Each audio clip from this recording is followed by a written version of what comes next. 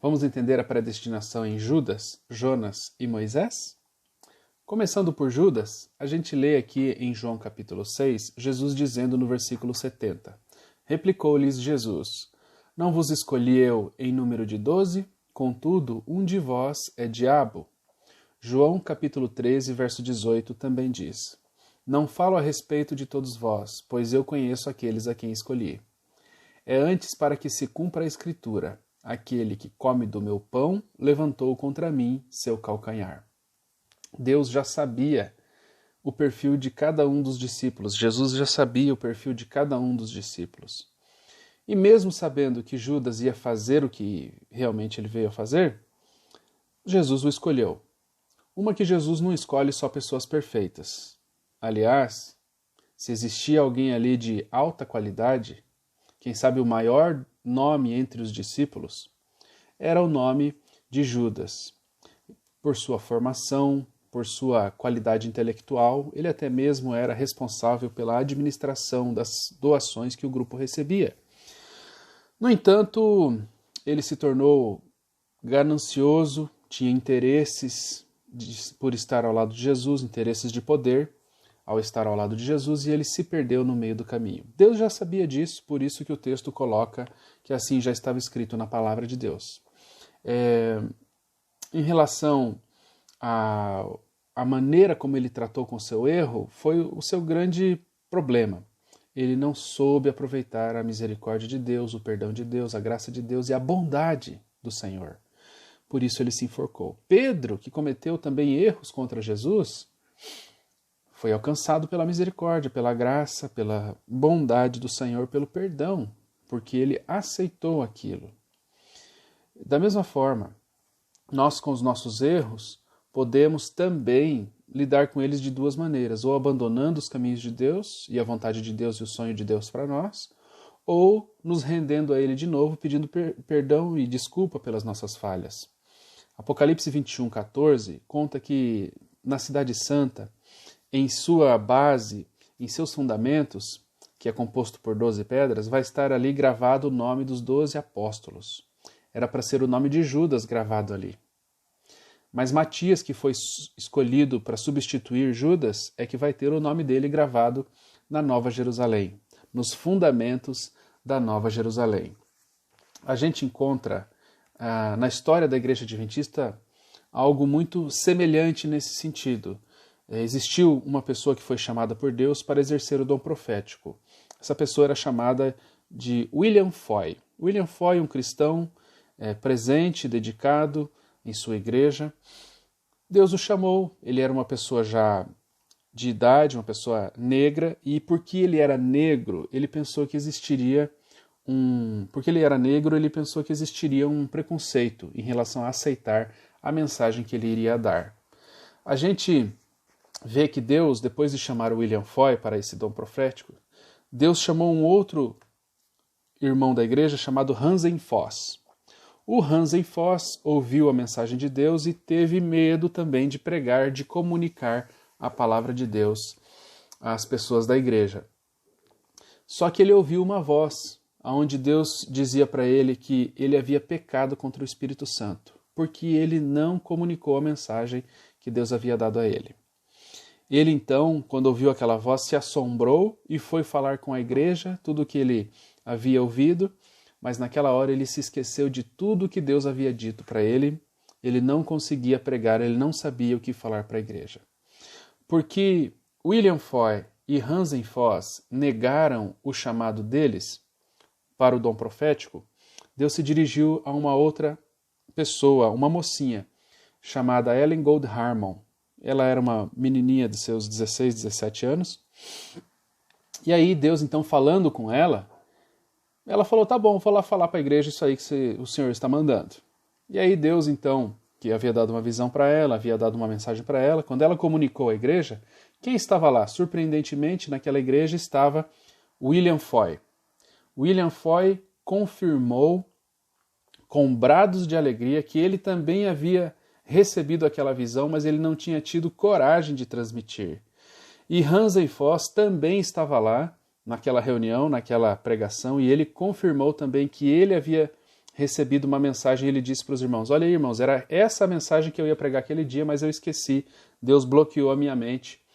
E a gente sabe que, pelos testemunhos que a gente lê de pessoas que falam acerca de Hansen Foss, que ele era uma pessoa frustrada. Uma vez ele mesmo disse para Ellen White, a sua coroa no céu era para ser a minha.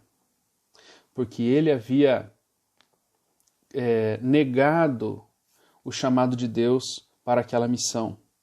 E a gente sabe que os escritos e os relatórios que a gente tem, de que ele viveu como uma pessoa frustrada, uma pessoa triste.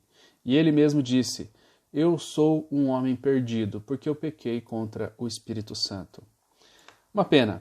Deus chama algumas pessoas para pregar o Evangelho. Deus chama algumas pessoas para serem seus mensageiros. Mas se elas não quiserem, não aceitarem, Deus vai chamar outras, como foi no caso de Judas, que Deus chamou Matias, William Foy, Hansen Foss, Deus chamou então Ellen Gold Harmon, que depois se casou com Tiago White e se tornou Ellen Gold White.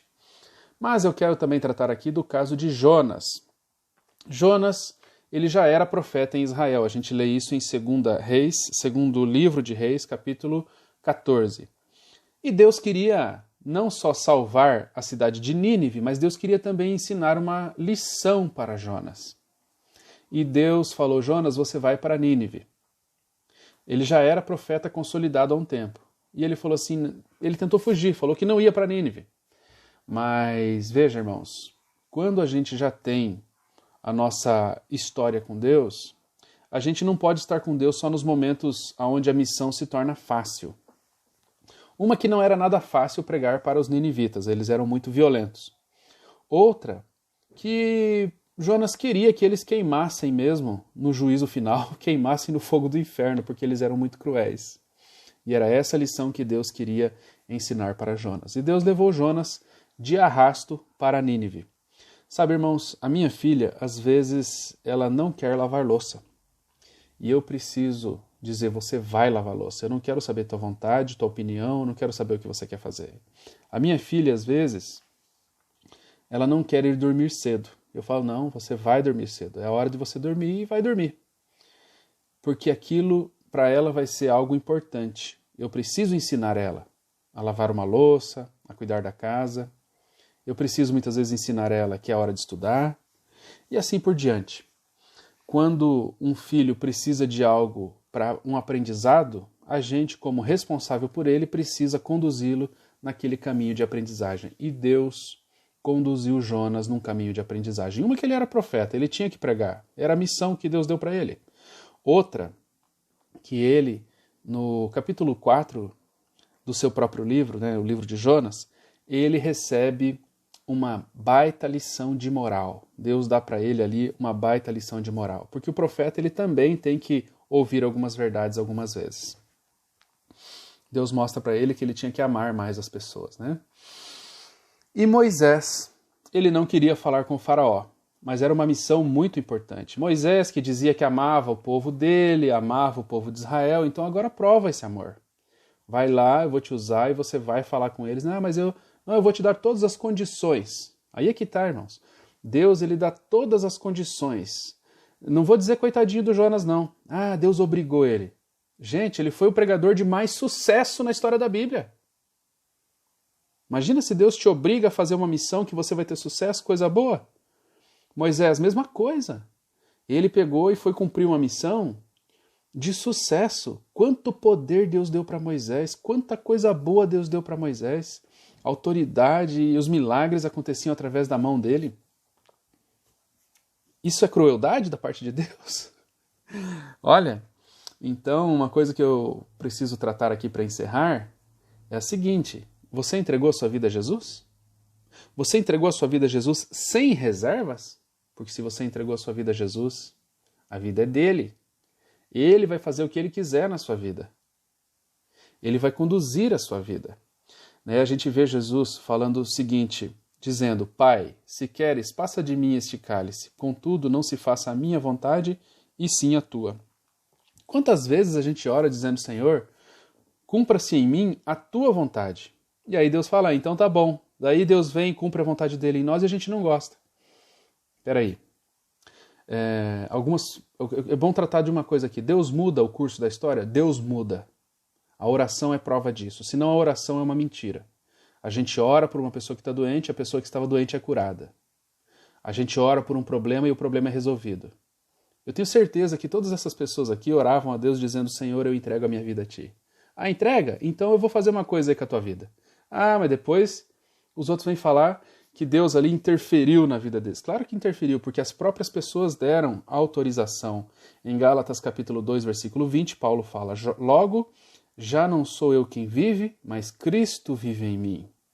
E esse viver que agora tenho na carne, vivo pela fé no Filho de Deus, que me amou e a si mesmo se entregou por mim. Pois é, Jesus se entregou por Paulo, mas para fazer a vontade de Deus, porque ele mesmo sabia que era uma tarefa muito difícil. E nós também nos entregamos a Deus e dizemos: Senhor, faça o que o Senhor quiser da minha vida. E Ele vai sim interferir na nossa vida. Ele é um Pai. Ele quer nos conduzir por um caminho bom. Com certeza lá na frente tem aprendizado, crescimento e recompensa. E assim você entende a história de Judas, a história de Jonas, a história de Moisés, a história de Jesus e a tua própria história. Que você possa entregar de fato, sem reservas, a tua vida nas mãos de Deus.